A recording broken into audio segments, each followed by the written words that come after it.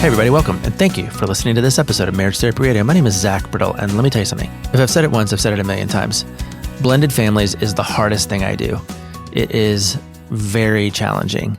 And because my own family isn't blended, I don't have insight or expertise that some people have, like Mike and Kim Anderson, who I get to visit with today and talk about their experience, both as the product of blended family, Mike especially, but also just how they piece together their own family.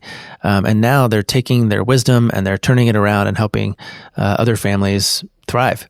And I'm so glad to understand them as a resource. I'm so glad to get their perspective. I learned new vocabulary. I got new perspective.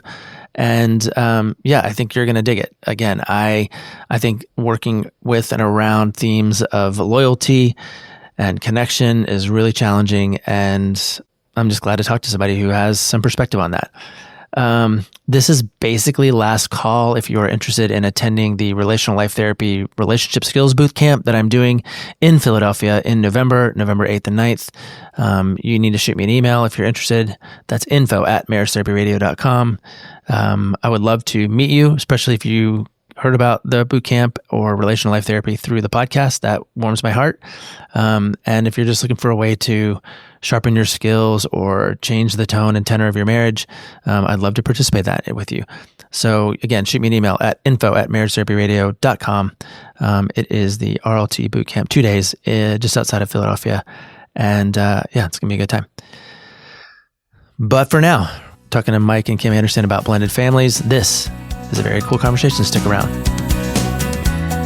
I'm really glad to talk to you guys. I got to tell you something. I got a special kind of dyslexia that I call Kim Lisa, and I call Lisa Kim. So it's possible that I might call you Lisa today, and that will just be a normal thing that happens on a normal, like it's a normal day. We just did an episode with a Lisa, and I had to tell her that I'm about to call you Kim. So get ready. All right. It's the weirdest thing. I don't know too much about it. I know it's kind of weird. Yeah.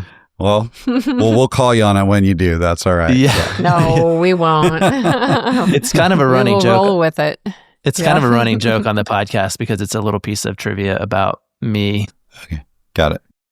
I'm also really glad to talk to you guys because I tell you what, I have said for years that blended families is the hardest thing that I do in my practice. Like I'd rather have somebody come in and have 10 affairs than try and figure out how to make their blended family situation work. So if you have expertise and insight, not only am I excited to hear it, but I'm sure people are eager to understand like so give me the cliff notes. Like how does it, who are you guys, just in general, and how do you position this topic for your people? Why don't you start? Because yours goes back further in history. You said, why do we even do what we do with this whole blended family thing? Part of it for me is because I grew up in a highly dysfunctional blended family. I was very young when my mom passed away. Dad got remarried when I was around 7. Stepmom came in with an anger problem. We had a lot of chaos. I left home at 16 and been on my own ever since. And so that created some challenges in my life that I've had to kind of work through. So fast forward and I meet Kim. She's got a 5-year-old daughter from a previous marriage. I fall in love with both of them, but we're getting ready to walk down the aisle and I'm scared to death because I just have no idea, like, is this going to be a repeat of what I grew up in? Am I actually going to be able to do this? I had a lot of doubt along the way. Mm-hmm. And so that was in 2001, and we did walk down the aisle and then really started a journey of, okay, how do we learn about blended family life? How do we do it well? And how do we bring other people along the way? And how do we help people avoid the huge mistakes we made? Mm-hmm. That's part of our mission is, we made some easy wrong turns because we just didn't know what we didn't know. We didn't understand the dynamics. And how can we help others get on the front end of that and understand, what to expect, what's normal, when to panic, when not to panic, mostly, and how to maneuver around some of these really challenging things that they're up against. so that they don't end up where we ended up at one point, which was on the verge of separation. Absolutely. Yeah. So define your blended family for me. Is it Mike, Kim, Kim's daughter, and then your own children? Correct. That's exactly right. So, like I said, Annika, Kim's daughter, was 5 when we got married. Since then, we've had 2 children, Phoebe and Jacob, and right now we're in empty nest. Yep, so all of them have been launched and off and running. Yeah. Yeah. So what? Annika, she's the one that lives in Seattle. Is that what you said? Yep. That's pretty cool. Tell me about Mike. What was it like you fell in love with her, the 5-year-old her, but then how do you define your onboarding as her parent? Oh, that's a great question. Well, it's funny because I remember the first time I met Annika, actually, Kim had been talking to me a little bit about her and we weren't quite sure, are we actually dating or are we not dating? And, we were going through all of that. And actually it turned out Kim was given a ride to a friend and I was hopping in the car. And so I ended up in the back seat right next to little 5-year-old Annika. And, immediately she connected with me. She was just like, "Hi, I'm Annika." And we started talking and all this. And, I'm expecting this little aloof little kid that I feel really inadequate and uncomfortable with. But that was the total opposite. And I can still see Kim, looking in the rearview mirror, kind of confused, like, "Oh my gosh, she's actually talking to this guy. I wonder what's up with that." And so the connection with Annika initially was actually pretty easy. We got along really well. We still definitely get along to this day. Now, living together is a totally different thing. Yeah. As soon as we start getting under one roof, and I come in my mid-20s with no kids of my own, but a belief that because I know what I don't want because of what I experienced in my blended family of origin, that I thought then I knew how to get what I did want, but I was pretty wrong. Yeah. And so all of my parenting expertise was challenged pretty quickly. Yeah, you thought you were an expert. Yeah, exactly. So I wanted to, step into all the positive parts of parenting, but I also found myself slipping into all of the really difficult parts of parenting that relationship just couldn't bear on the front end, like direction and correction, basically. I needed to stay away from that, but it was really hard for me to stay away from that. And we were not in partnership as No. parents in the beginning. That was the biggest struggle. Yeah. Yeah. Say more about that, Kim. Is Annika's dad in the picture? Has he been part of the equation as well? He has. And that's kind of an interesting part of our story is the beginning. We co-parented quite well. There was lots of agreement. You and Dad. Able to, me and my ex. Yeah. That was one of the things that kind of eased Mike's fears was, wow, they've got a great co-parenting relationship going around this little 5-year-old. And, we did birthday parties together. We were able to go to her events and sit together. But there was a shift in that when Annika turned 12, and that's when things really became challenging in our home. His attitudes turned against us, and he kept Annika from us. Mm-hmm. And so that put us into the family courts for 3 long, painful years and put Annika through horrific trauma. Yeah. Yeah, she was kind of in this position of if she wanted to be accepted and loved by her dad, she had to reject and turn away from us, even though nothing bad had happened. Yeah, we still don't know what the catalyst was. We still don't understand why. Yeah, it's very confusing. Oh, wow. So yeah, he was. Mm-hmm. I have a ton of questions about that, but I don't want to make him the main character of our talk today. Mm-hmm. So how do you, I guess I want to ask questions that I know are hard for my blended family clients, but maybe you already know what some of these questions are. Like you used a phrase a little bit earlier. What'd you say? Correction and direction. You surely that's a thing that you formed a theory and a philosophy about that I would love for you to expand on more, because there is this question of how much can I parent this kid that maybe doesn't belong to me, and then how do you balance that? Because maybe I have another question a little bit later about loyalty, and this would come in perhaps more for you, Kim, like, where does your loyalty go? Does it go to your husband? Does it go to your kid that's not his kid? That's not, so I've probably asked 2 questions, but maybe you can just riff for a little while and tell me what you think. Absolutely. Good questions. Very good questions. We had a little bit of a awareness even heading down the aisle because there's a guy named Ron Deal. He has written more books about blended family life than really anybody, I think, in history. And but he was in our hometown in Bellingham, Washington, doing a 2-day seminar the weekend before our wedding. And having grown up in a really difficult blended family, I was like, oh, we are going to this. And Kim's like, are you kidding? We're getting married next Friday. We've got a ton of stuff to do. And I'm like, I don't care. We have got to go learn, because I was afraid, right? I wanted to make sure that we were able to be equipped and do something different. So we learned a little bit about the importance of an incoming step parent being able to stay away from direction and correction and really just focus on connection. And really the root of that, at least where we have discovered in all our research, comes from another expert named Patricia Pappernow in her book called Surviving and Thriving in Blended Families. And she just coined this little simple phrase, connection before correction. Mm-hmm. Always. That's like the step parent's primary goal on the front end. Well, that's really difficult when an incoming step parent comes in with some ideas of how kids should behave. Mm-hmm. Usually like respectfully, do your chores, be nice, all these little things that we have, these expectations that Kim and I, she talked about we weren't partnering very well. We didn't explicitly talk about. I just had certain expectations.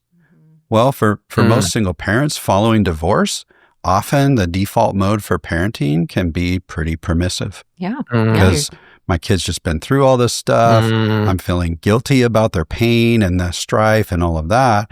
And so we get into these relational patterns during the single parent years that may not support the vision and expectation of this incoming step parent. Then we don't talk about what our expectations are, and then boom. We're in a culture clash, right? Your family culture is one thing. My family culture, single parent years, whatever preceded our relationship is well established, and now we're trying to mash that together, and it can be really challenging. Yeah, and on top of that, the divorced parent or the parent who's been the single parent is grieving the fact that they only get part-time with their child. Now I only have my daughter 50% of the time, and I want that time to be fun and enjoyable and make happy memories, not disciplining and nagging her about chores and this, that, and the other. Yeah. And we're grieving a loss, and I've got a lot of guilt and heaviness around that. And so the last thing I want to do is step into this role of, policing everything. But Mike's coming in going, whoa, like some of these behaviors, if we don't get a handle on this, how is this going to play out later on? Like his viewpoint was very valuable because he saw the bigger picture of, man, this kid is she's kind of running the show here, parenting herself because I was very permissive. If this continues, boy, she's going to have a rough time as an adult functioning. And so he had this bigger picture, but of course I'm still stuck in the, oh my gosh, I can't actually discipline her because then we won't have fun this weekend. And, we were both in very different places emotionally. So naturally, the step parent wants to step in. Well, if you're not going to do it, then I guess I have to do it. Someone has to do it. But the problem then is now I'm moving backward in my relationship with the child. Sabotaging. Yeah, because true authority is built on trust, not compliance. Yeah, he might have what's called positional authority in that he's an adult in the home, married to her mom, but he does not have relational authority with her yet. That's the goal. But if you rush right in and discipline and start trying to correct the child, you're actually doing more harm than good because that's kind of depleting that trust and connection. Yeah. And then you won't get to that place where you want to be. Exactly. Seems like you guys have a pretty clean math. What I mean is like there's just kind of these like two lines. There's like the Mike to Kim line and then the Kim to Annika line or whatever. And then there's this dotted line between Annika and Mike. Like that, like I could draw that out and make sense of that. What do you see or what do you know about how that plays when two people have gotten divorced and now they come together and they bring their two kids, like each of them has maybe two children. And, you know, now the math gets way skewed and way more complicated. And maybe you have like, I don't know, I guess I want to understand a little bit about how this expands. Great question. Yeah. It certainly gets more complex, but the principles don't change that much. Yeah. When all of this is happening, you asked about loyalties earlier as well. And the whole of that dynamic or the entire equation that you're talking about math there, is that loyalty piece that Kim tends to get stuck in these difficult moments has to do with her feeling like what we call the trapped teammate. So she loves Annika, she loves Mike, and what she really wants is for Annika and Mike to be connected and to love each other as well. But on a day-to-day basis, it feels like if I lean into what Annika wants, then I'm betraying Mike or I'm letting him down or disappointing him.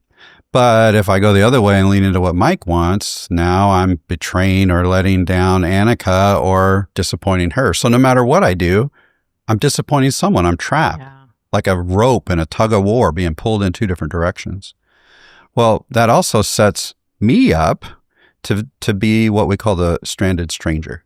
And so that I feel like I'm on the outside. Like Kim and Annika, they got this tight little thing. They got a bond going.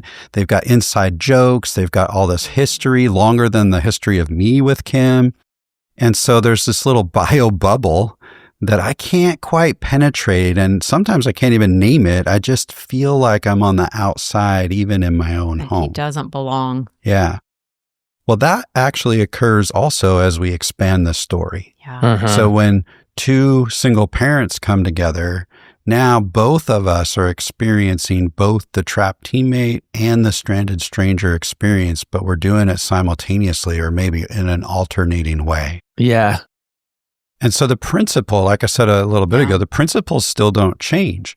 Step parent, your job is connection over correction, especially in the early years. Build trust and relationship over time. That's right.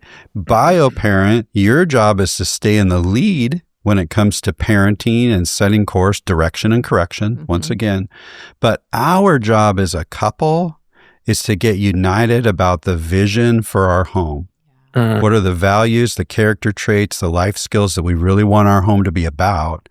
How are we going to define that in a very specific way? And then how do we deliver that to the kids without them feeling lectured and then actually stick to it in everyday parenting? And partner. When we can partner and get united around that, it really minimizes that stranded stranger trapped teammate experience. Right on. So how do you do that? Like how do you partner? Are there specific tips and tricks? And, you know, I'm sure there are things that you have for your clients, but how do they show up for you inside your own house? Great question. What would you say, hon? The tips and tricks. Well, one thing we ask couples to do when we see they're struggling with this is we ask them each to grab a pad of paper and a pen and separately, without peeking, make a list. What do you believe the top 5 values are in your home? What's most important in your home? And they write them down, and then we compare the lists. And usually couples are very surprised to see the differences in the lists. And how, wait, that was important to you? Oh, I didn't realize that was important to you. And often even the words they're using, so they might have the same word on their list, but then when we ask them to describe what that actually means in their home, their description of the same word, like respect, can mean a lot of different things for people. Their description of the same word is different. So they might even be using the same words, but they're completely missing the mark because they're coming from 2 different playbooks. So if the two adults aren't even clear about what the priorities and the values are in the home, how are the kids supposed to know what the expectation is? Like, or so if they don't, confusing. If the two adults have two different definitions of respect, for example, Yes. then that's going to be confusing. That's interesting perspective. I like that. Yeah, you asked, how does that play out in your home? This is a one. I asked, that how has does a it play very out in specific- your home? Yeah, exactly. Yeah, in our home, This one right? did, definitely. And there's a very specific story kind of around that. We were actually in the first house that we first lived in after we got married. And I don't know, we were maybe 6 or 7 months in. And I remember coming home and Annika's toys were just like all over the couch and all over the living room. And I'd had a long day at work. I wasn't at my best, that's for sure. And I just got really frustrated. Why do I got to move all these toys out of the way just so I can sit down on the couch and, blah, blah, blah. And at one point in my immature response to all of that, I said, I just feel so disrespected. And it was like record scratch, right? And Kim's like, time out. What? What do you mean disrespected? How could that feel disrespectful? That made no sense to me. Exactly. It didn't connect for her. And there was one early moment, we didn't even know what we had stumbled over until years later when we were reflecting back on this, of, that was a misalignment in the values, or at least the way we communicated our values. And that drove that stranded stranger trapped teammate experience for us. Right. And so we had to start figuring out, well, wait a second, if Mike's definition of respect is A and Kim's definition of respect is B, what will the C definition be that represents us? Both of us. Right. What is our shared definition of respect? And we had to start figuring that out and then start talking to the kids about it in a way they could onboard it. And living it out in parenting as well. Exactly. Yeah. Yeah. Yeah, and the other part of that is that, once I understood what feels disrespectful to you to come home to a mess in the living room, I understand that. And at the same time, a kid's a messy kid. I'm kind of a messy person. We're wired differently than Mike. And I don't really want to be the clutter police 24/7. And so we had to come to some agreements around what it meant for Mike to come home and feel respected in his own home, which he should. That is a valid thing for him.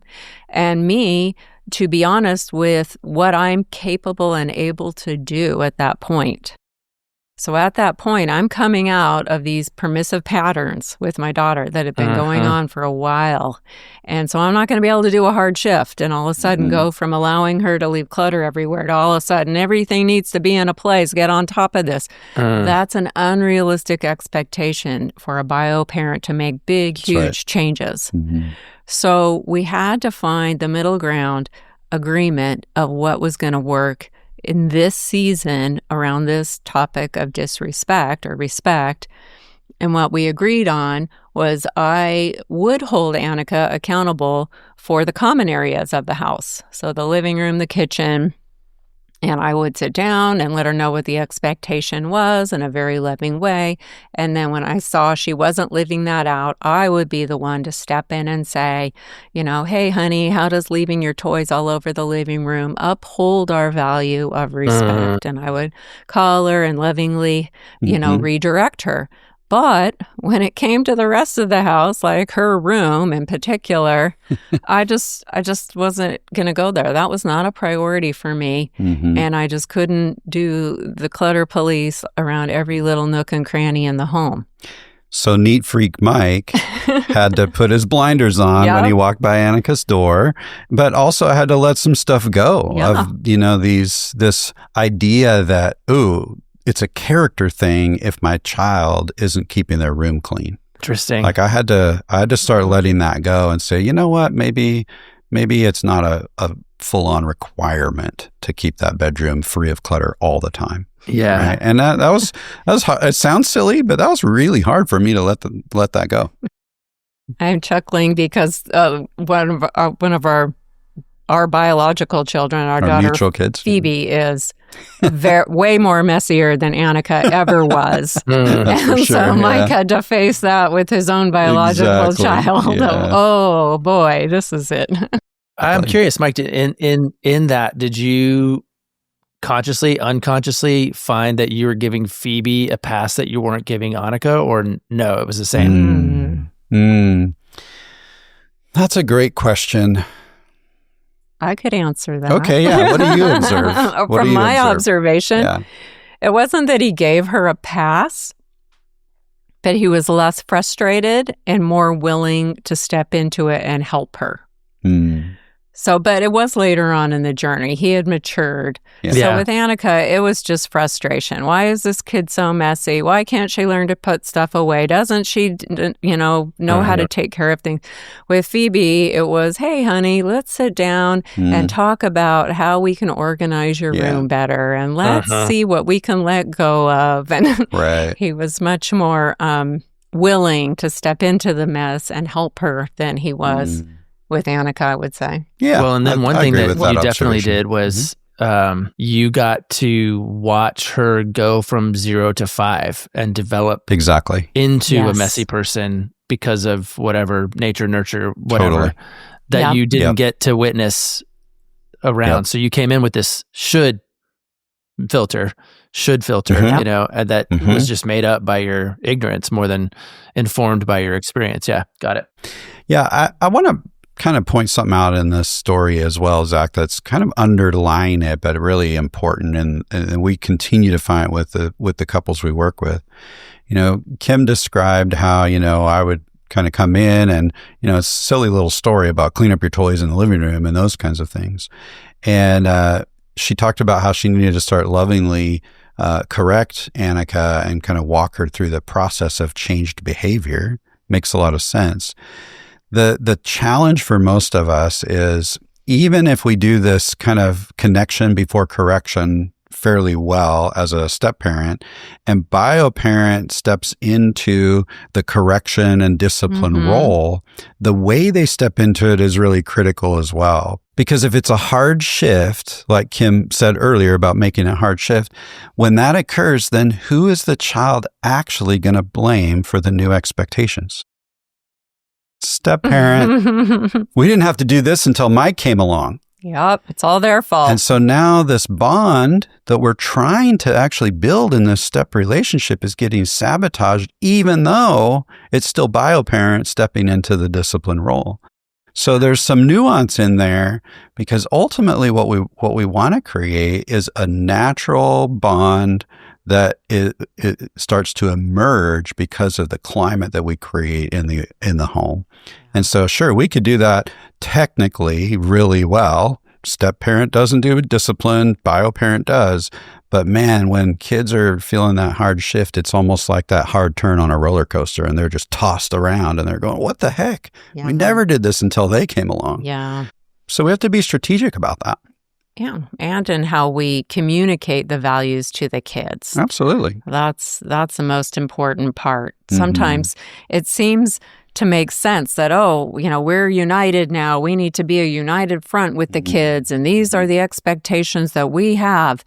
And again, kids will see that as, ooh, this new person is influencing my parent. I don't like this. It's better for the bio parent to take the brunt, because they have that natural authority with their children and that relationship. It's better for them to go in and go, kids, to be the heavy. I've been doing... Yes, to say, I've been doing you a disservice by not teaching you how to clean up after yourself and not teaching you how to do chores. These are skills you're going to need in your life. And so we're going to do a chore chart because this is important to me and it's something I want for you. It's all in the delivery. Yeah, and the bio parent takes it on and wants it for their children. It's not something we want from them. We want you to comply and do these things. No, these are things we want for you. These are character building things that are going to serve you well. And so it's all in the delivery that helps the child onboard the new change without going, wait a minute. Exactly. Yeah. It's tricky. I have a little meta question for you, Mike, which is this thing that you've taken on as part of your identity or even your career. What has it done to your story of being a stepchild? Has it healed it? Has it changed it? Has Absolutely. it made you, know? Yeah, it's brought a lot of healing for me. When I went to that seminar a week before our wedding, it actually was a starting point, a catalyst. Up to that point, it'd been about 7 years, I think, since I had talked to my dad and stepmom. And I think that was a catalyst for me toward forgiveness and toward some healing in the relationship there, because it explained a lot about why things happened the way they did when I was young. It didn't excuse it. My parents were still the adults. They still had some responsibility, but they were also in an era where, therapy was looked at as really bad. And so reaching out to get help around that kind of stuff just wasn't available in the way that it is today. And so that definitely has reshaped and healed a big piece of my history and my story. And it just explained, now I see. I mean, his stepmom was definitely struggling with anger because there wasn't the discipline that she wanted, and she stepped into that role very quickly. And his dad handed it over. He just kind of abdicated. Exactly. Yeah. Which is unfortunate. Yeah.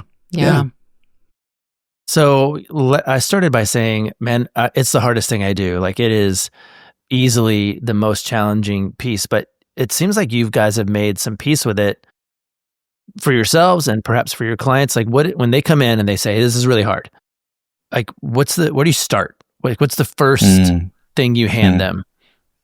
Great piece question. of wisdom, piece of perspective. Like, how do you make it easier for folks? Yeah, it's a great question.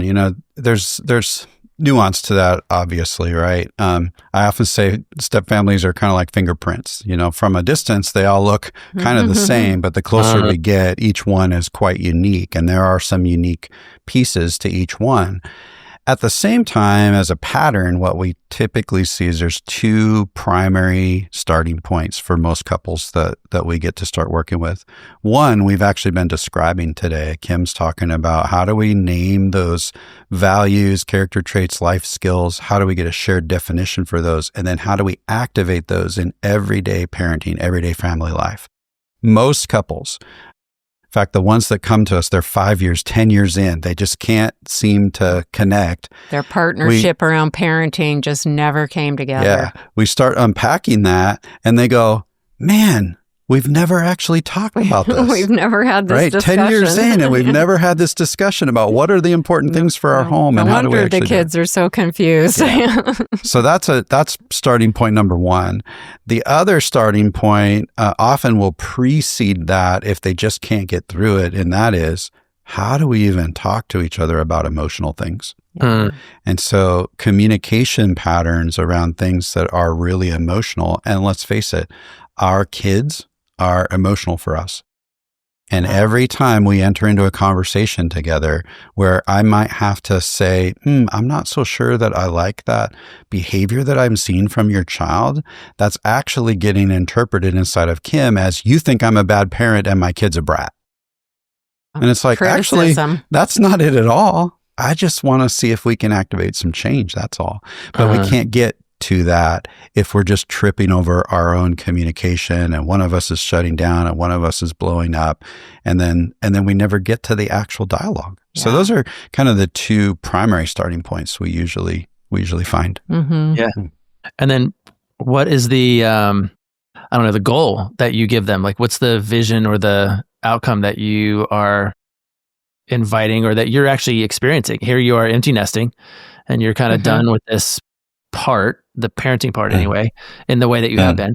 Like, what do you cast as the vision for success for blended families? Oh, that's so fun.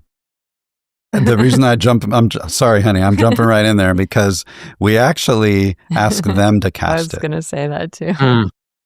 And the way we do that, so in one place where we serve couples. We have a community that couples can join, and we've got a whole online curriculum in there. And the very first lesson in Module 1 asks them to imagine you're at a barbecue 15 years in the future. With your kids. All the adult kids are there.